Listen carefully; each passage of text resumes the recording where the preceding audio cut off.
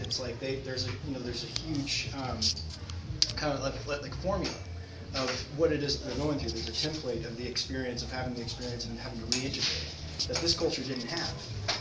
And that's what's happening now, that we've seen in the past 2 decades, is that's changed. Is that's what they're beginning to build that framework and learning how to make it sustainable over time. Yeah, I was kind of part of that 60s movement too with I lived in a house in 71 where we would have acid parties, and it was incredible. I mean, it's amazing. We had this old Victorian house where different rooms became something of somebody's imagination, and we created that, and we ended up doing something about it. Culture room, a sport room, and it was really fun, and it was good, but kind of felt tired afterwards. Yeah, definitely. There's no easy transition back. Right. The next day, but like that. it's something, just for me, it's like when I first started going to these parties, it's that's on Monday. When Monday comes, it's just like horrifying. We have to go through the first few times until you finally kind of you kind of get used to what the process is, and you have expectations of that coming.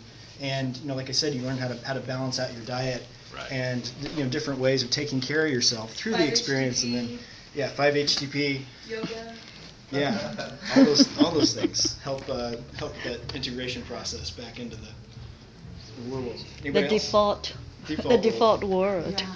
So as a researcher, you're there, and you, I'm curious what your take is on the idea that it's like 95% white.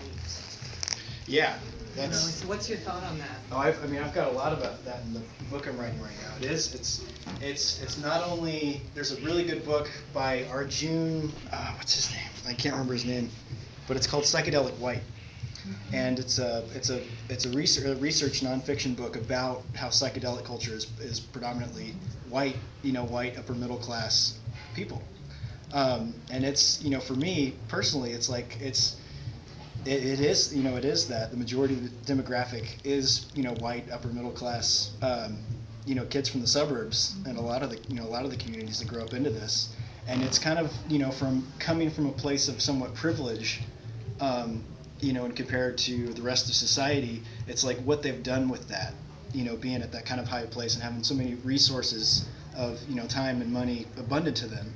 It's like they've gone in this artistic direction with all that. But it's certainly, that's the thing. It's certainly not available to everyone. It's because of that. It's like, Well, because we talk about changing the world, so are we just changing the white world? yeah, it's for my personal take on that is, that's the big difference between the 60s and between the movement that's happening now. Is in the 60s, a lot of the countercultural narrative was about changing the world and changing the government and changing outside culture. And what's happening now is that's become internalized. There's not too much activism outside of the scene. There's not too much real real force to like change the government or change the political stance of people. You just don't find that very often. But instead, what's replaced it is this focus to change the culture itself.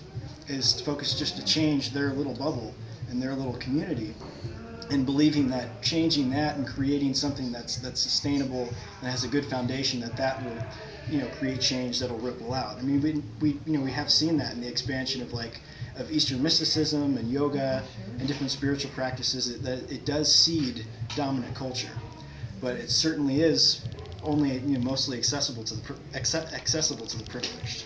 So it's a really good point. Anybody else?